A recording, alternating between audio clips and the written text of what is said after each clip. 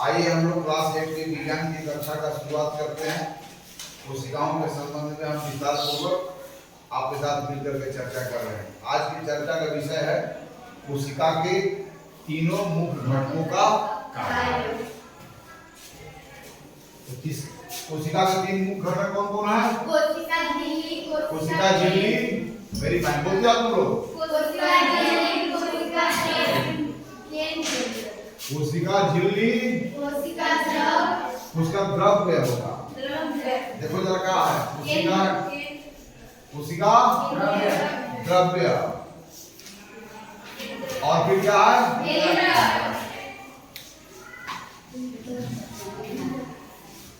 Right, cell membrane, cytoplasm and nucleus.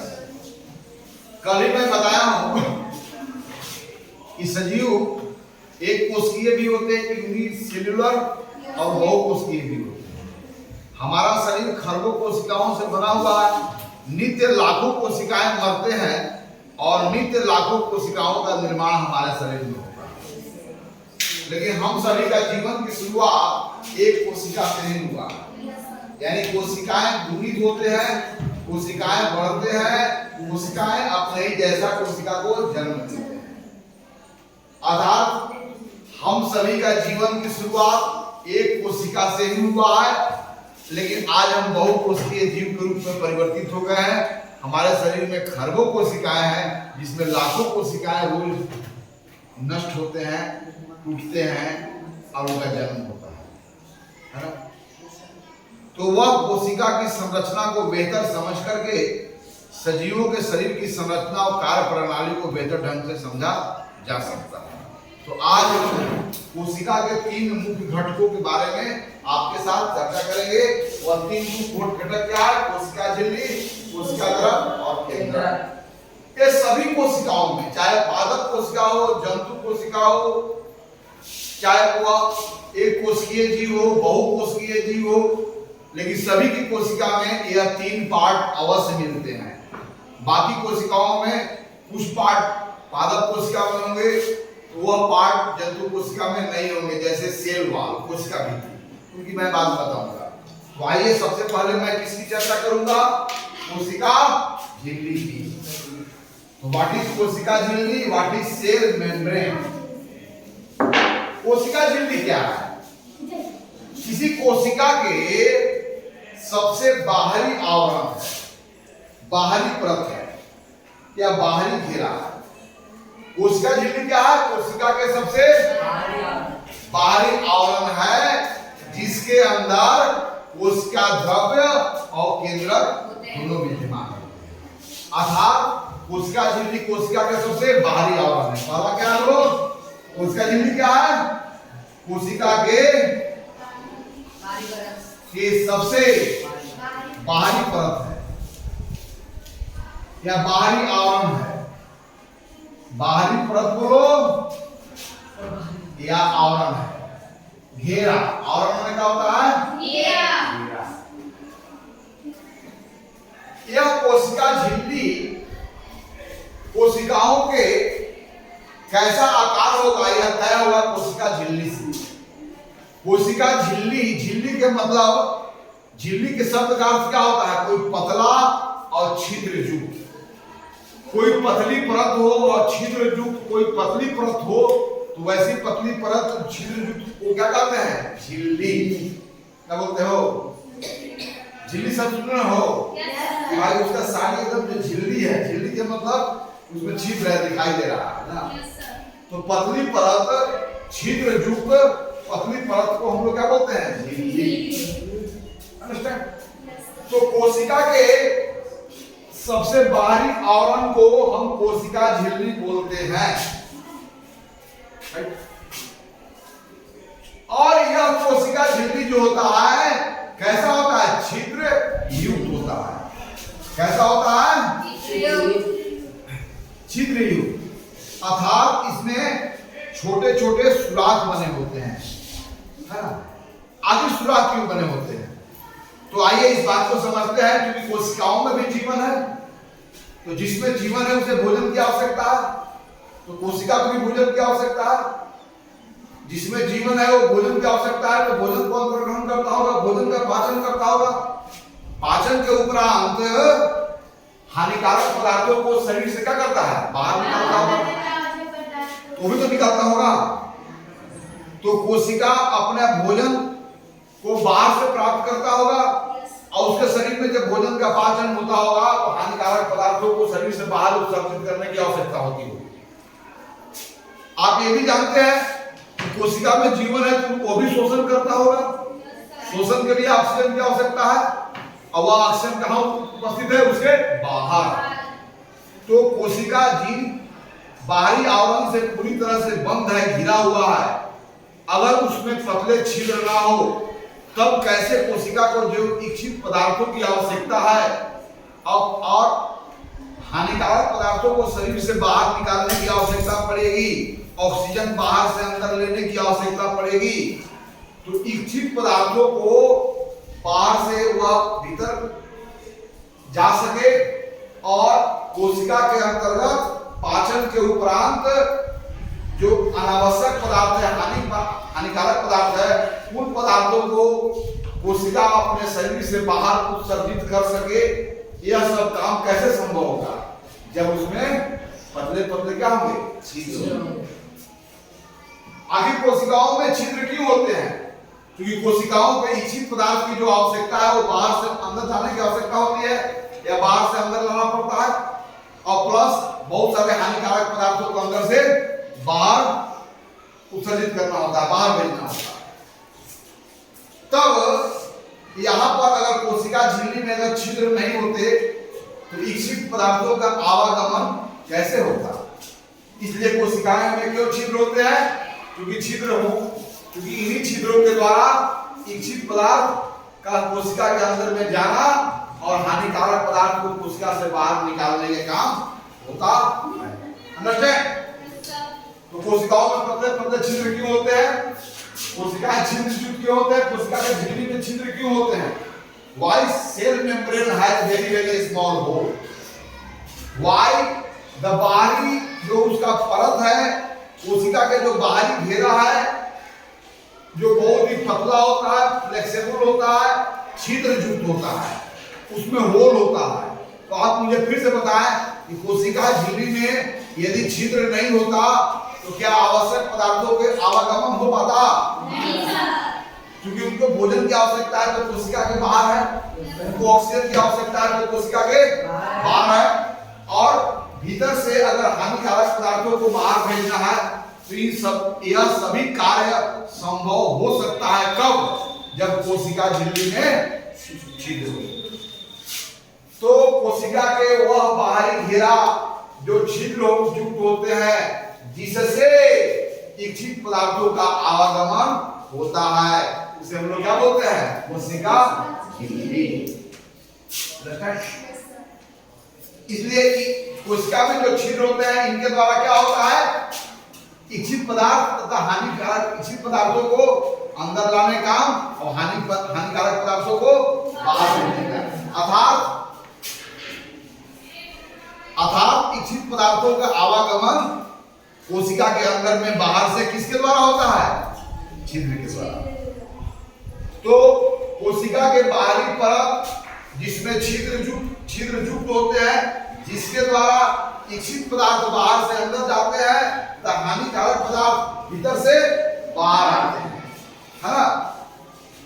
इसीलिए क्योंकि अब है क्या सभी प्रकार के पदार्थ अंदर चले जाएंगे, उन्हें जिन पदार्थ की आवश्यकता है ना, जितने साइज की आवश्यकता है उसी आकार के सूक्ष्म छिद्र उसमें पाए जाते हैं। इसलिए कोशिका झिल्ली को हम लोग क्या बोलते हैं? सेलेक्टिवली, हम लोग जो बोलते हैं सेलेक्टिवली परमिएबल मेम्ब्रेन। क्या बोलते हैं हम लोग? इसलिए कोशिका झिल्ली को हम लोग क्या बोलते हैं? पारगम्य झिल्ली। कोशिका झिल्ली को क्या बोलते हैं हम लोग? पारगम्य झिल्ली। पारगम्य में जिसके द्वारा पदार्थों का अंदर से बाहर, बाहर से अंदर होता है, इन लोग को क्या बोलते हैं? पारगम्य झिल्ली। और कैसा पारगम्य झिल्ली? चयनात्मक। कैसा? जिन चीजों की आवश्यकता है, जिन चीजों के उन्हें चयन करते हैं, उन्हीं को वह अंदर जाने देते हैं और वैसा ही पदार्थ को बाहर आने देते हैं जिनकी बाहर भेजने की आवश्यकता होती है। इस कारण कोशिका झिल्ली को हम लोग क्या बोलते हैं? चयनात्मक पारगम्य झिल्ली। चयनात्मक पारगम्य मतलब इस पार से उस पार जाना। पारगम्य में क्या होगा? आर पार जाना। चयनात्मक पारगम्य झिल्ली। What we call it in English? Selectively permeable membrane. Selectively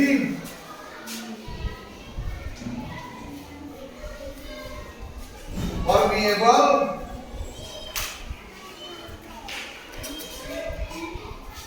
membrane.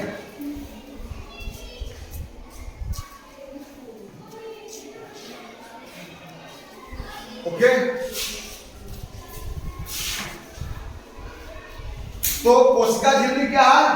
अब समझ गए? कोशिका के सबसे बारीक परत जो छिद्र युक्त होते हैं, जिनके द्वारा आवश्यक पदार्थों के आवागमन होता है, उनको हम लोग क्या बोलते हैं? कोशिका। और कोशिका झिल्ली को हम लोग चयनात्मक पारगम्य झिल्ली कहते हैं। अर्थात किन चीजों की आवश्यकता है अंदर ले जाने की और किन पदार्थों की आवश्यकता है अंदर बाहर। तो जिस प्रकार के पदार्थों की आवश्यकता होगा अंदर आने की, जिस प्रकार के पदार्थों की आवश्यकता हो बाहर भेजने की, उसी पदार्थ के साइज के बराबर कोशिकाओं में क्या होते हैं? छिद्र पाए जाते हैं। इस कारण कोशिका झिल्ली को हम लोग चयनात्मक पारगम्य झिल्ली कहते हैं। ओके, अब आइए, तो पादप कोशिका में भी, पौधों के कोशिका में भी सेल मेम्ब्रेन पाए जाते हैं, लेकिन इन सेल मेम्ब्रेन के अतिरिक्त पौधे के कोशिका में एक और अतिरिक्त मजबूत घेरा होता है जिसे कोशिका भित्ति कहते हैं। हम लोग क्या कहते हैं लोग? तो कोशिका भित्ति किसे पाया जाता है? जंतु कोशिका में कि पादप कोशिका में? कोशिका भित्ति। लो चेक करो।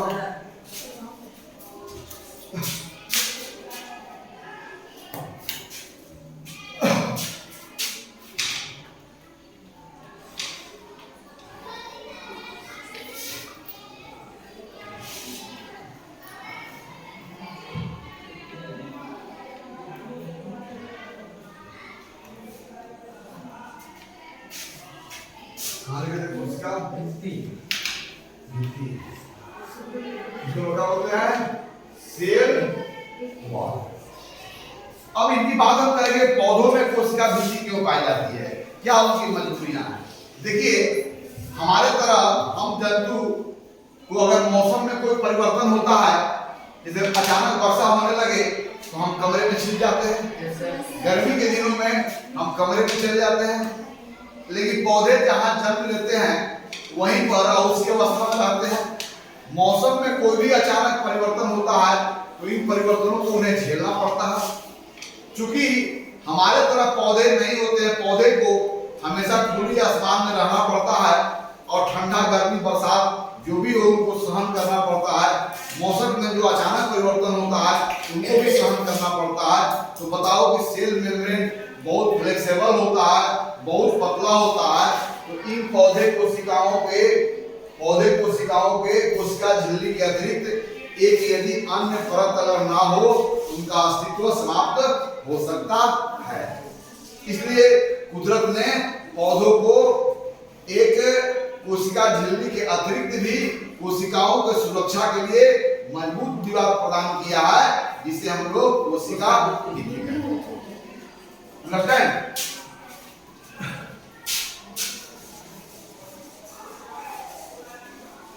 तो कोशिका झिल्ली का क्या काम है समझ गए?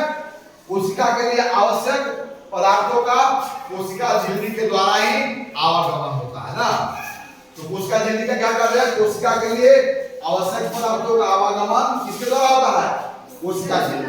तथा कोशिका झिल्ली अपने अंदर कोशिका द्रव और केंद्रक को सुरक्षा प्रदान करते हैं ना। अब इसके बाद क्या है बोलो? इसके बाद क्या है? केंद्रक। तब हम लोग समझेंगे कोशिका द्रव्य। केंद्रक,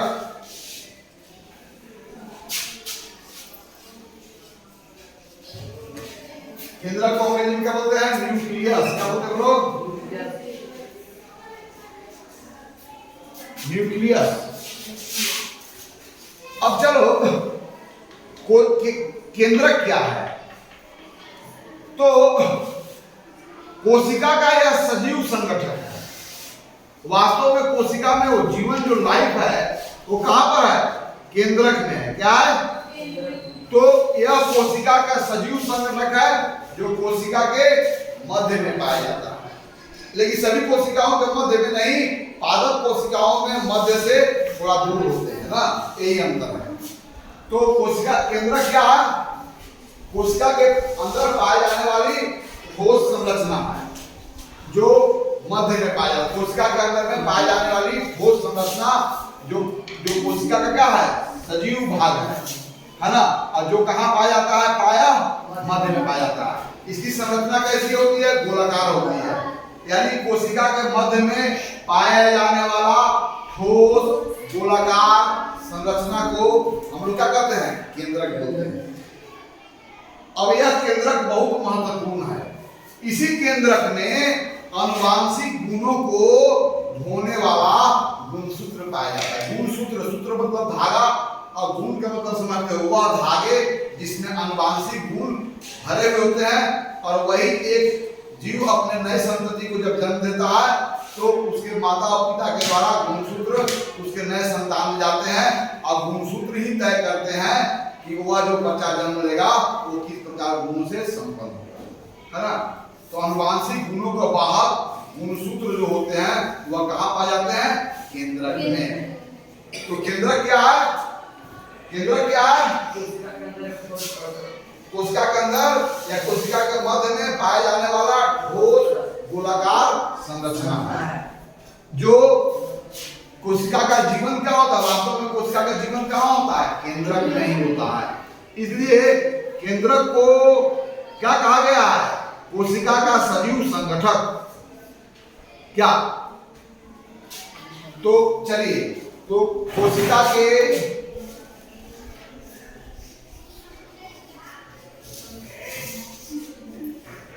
मध्य में, पौधों में थोड़ा अलग होता है ना, में पाया जाने वाला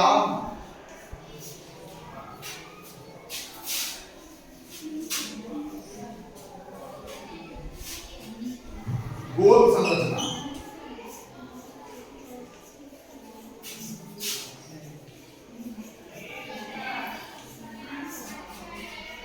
वो केंद्रक कहते हैं।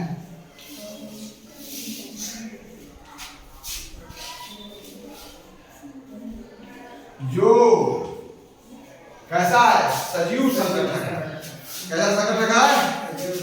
जो सजीव या जो कोशिका का सजीव संगठक है।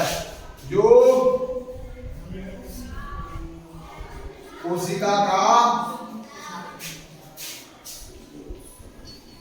सजीव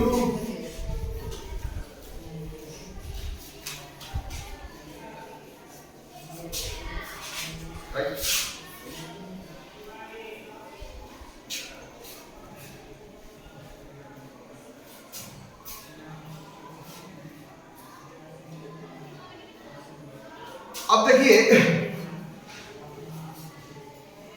तो यह कोशिका का सजीव संरक्षक है जिसकी संरचना गोलाकार होती है जो मध्य में पाया जाता है ना, समझ ना। और कोशिका के केंद्रक में ही गुणसूत्र पाया जाता है।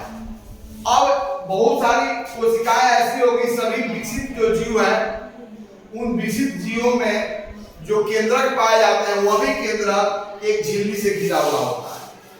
केंद्रक भी एक छिद्रनुमा पतले आकार के आवरण से घिरा होता है जिसे हम लोग क्या कहते हैं? केंद्रक झिल्ली। लेकिन बहुत सारी कोशिकाएं हैं जिसमें केंद्रक झिल्ली नहीं पाए जाते हैं, लेकिन विकसित जीवों के कोशिका में केंद्रक झिल्ली पाए जाते हैं, है ना। और यह केंद्रक भी एक पतली झिल्ली से या पतली आवरण से घिरा होता है जिसे हम लोग क्या बोलते हैं? केंद्रक झिल्ली। हाँ, लेकिन सभी कोशिकाओं में केंद्रक झिल्ली नहीं पाया जाता, सिर्फ विकसित जीवों की कोशिकाओं में केंद्रक झिल्ली पाए जाते हैं। समझे ना? तो सभी तरह के, हाँ, तो यहाँ हो गया केंद्रक झिल्ली, एक केंद्रक झिल्ली।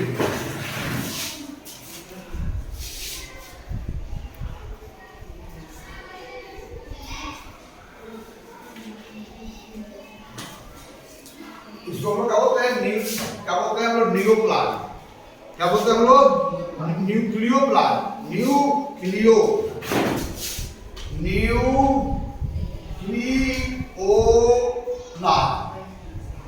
केंद्रक झिल्ली।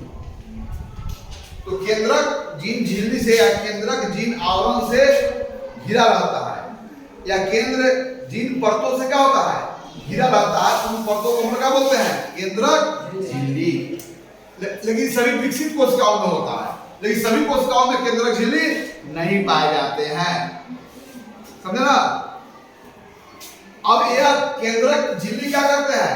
इन्हीं केंद्रक झिल्ली के में भी छिद्र होते हैं, तो कोशिका द्रव्य से केंद्रक में इच्छित पदार्थों की जो आवागमन होता है वो किसके द्वारा होता है? केंद्रक झिल्ली से। अब देखिए हमारा कोशिका है, इसके अंदर में जो है जो कोशिका द्रव्य भरे हुए हैं, इसके अंदर में भी केंद्रक है, और केंद्रक भी एक क्या हुआ? पतले पतले छिद्र है। तो इस छिद्र से यहाँ से कोशिका द्रव्य से इसमें जो आवश्यक पदार्थ की आवश्यकता होगा जाएगा, और वहां से फिर हानिकारक पदार्थ को बाहर निकालेगा, जैसे सेल मेम्ब्रेन करता है ना?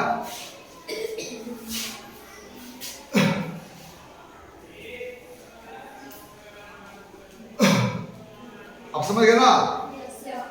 तो केंद्रक रंध्रों के बीच क्या होता है? कोशिका और केंद्रक कोशिका द्रव्य के बीच पदार्थों का आवागमन होता है। समझ गए ना?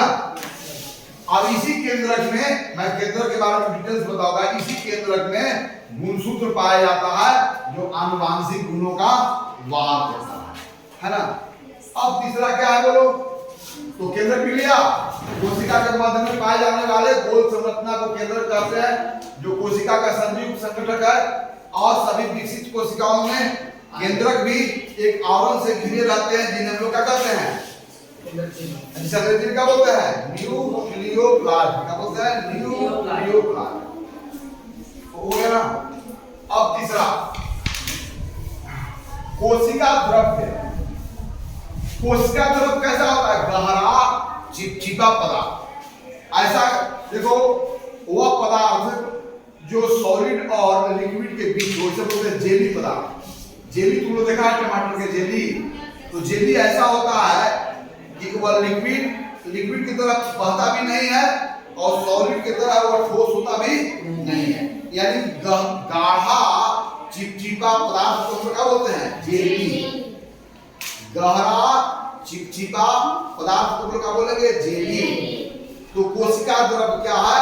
तो कोशिका द्रव्य कोशिका झिल्ली और केंद्रक के बीच पाए जाने वाले पदार्थ को हम लोग क्या कहते हैं? कोशिका द्रव्य, है ना? तो कोशिका द्रव्य क्या हो गया? यह एक जेली जैसा पदार्थ है। कैसा पदार्थ है? और जो कहाँ पाया जाता है? कोशिका झिल्ली और केंद्रक के मध्य पाया जाता है। यह कैसा अर्ध तरल होता है। अर्ध तरल भी नहीं होता है, आसानी से बहेगा भी नहीं, दानेदार होता है। कैसा होता है? दानेदार। और अर्ध तरल जेली जैसा पदार्थ। तो हम लोग क्या बोल रहे हैं? कोशिका साइटोप्लाज्म।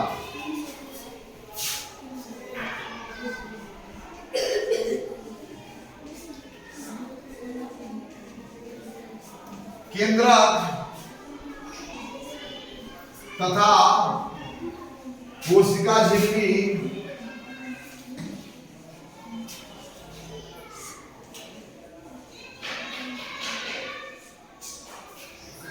के मध्य के बीच या के मध्य पाया जाने वाला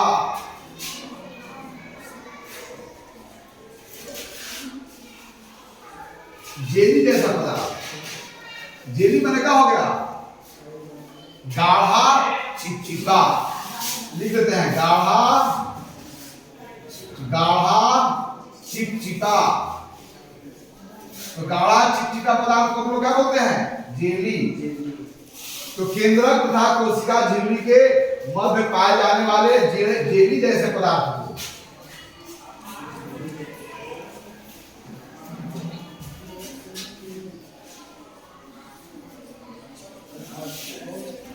क्या कहता है? कोशिका द्रव, साइटोप्लाज्म।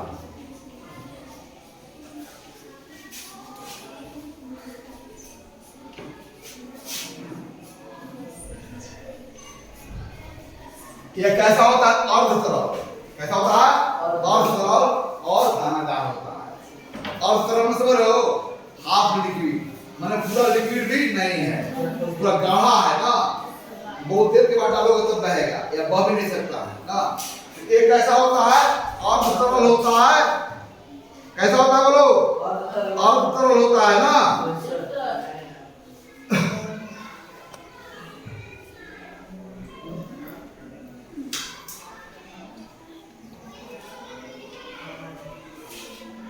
और अर्धपारदर्शक कैसा होता है? दानेदार, अर्धतरल और पारदर्शक। कैसा होता है? पहले कैसा होता है वो? दानेदार, दानेदार समझ रहे हो ना? और क्या होता है? अर्धतरल और अर्धपारदर्शक, मतलब पूरी तरह से आसपास दिखाई भी नहीं देगा। अर्धपारदर्शक।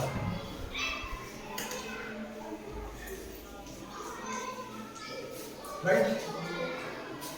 तो कोशिका द्रव्य क्या है? केंद्रक और कोशिका झिल्ली के मध्य पाए जाने वाले चिपचिपा पदार्थ, जेली जैसा पदार्थ, अर्धतरल, दानेदार और अर्धपारदर्शक पदार्थों को हम लोग क्या बोलते हैं? कोशिका द्रव्य। इन्हीं कोशिका द्रव्य में भी बहुत सारे अलग अलग भाग पाए जाते हैं। इस कोशिका द्रव्य में भी बहुत सारे अलग अलग भाग हैं जिनका अलग अलग कार्य है। जैसे कोशिका द्रव्य में जो कोशिका के जो भाग पाए जाते हैं कोशिकांग कहते हैं। क्या कहते हैं?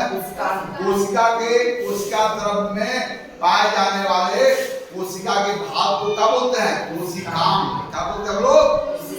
जैसे गाल्जिका, रिक्तिका, रसधानी, माइटोकॉन्ड्रिया, ये सब क्या है? कोशिकांग। ये कहाँ पाए जाते हैं? कोशिका द्रव्य में। मैं फिर पूछ रहा हूँ, माइटोकॉन्ड्रिया, गाल्जिका हुआ ना, और ये जितना भी है रिक्तिका, रसधानी, माइटोकॉन्ड्रिया, ये सब क्या कहलाते हैं?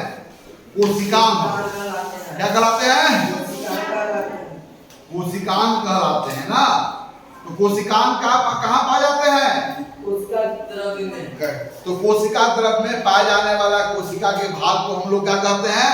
कोशिकांग। जहां पर इन भागों के भी अलग अलग कार्य है। आपको सुबह पूछा गया कि कोशिका का में ऊर्जा का घर किसे कहते हैं? माइटोकॉन्ड्रिया। अब कोशिका द्रव्य में भी एक खाली स्थान वैक्यूम पाया जाता है जिसे हम लोग रिक्तिका बोलते हैं। क्या बोलते हैं हम लोग? रिक्तिका। तो रिक्तिका है, गाल्जिका है, माइटोकॉन्ड्रिया है, रसधानी है, ये सभी क्या है? कोशिकांग है। और ये कहां पर पाए जाते हैं? They are found in cytoplasm. The part of the cell which are found in cytoplasm, उसे हम लोग क्या कहते हैं? कोशिकांग। क्या कहते हैं हम लोग? कोशिकांग।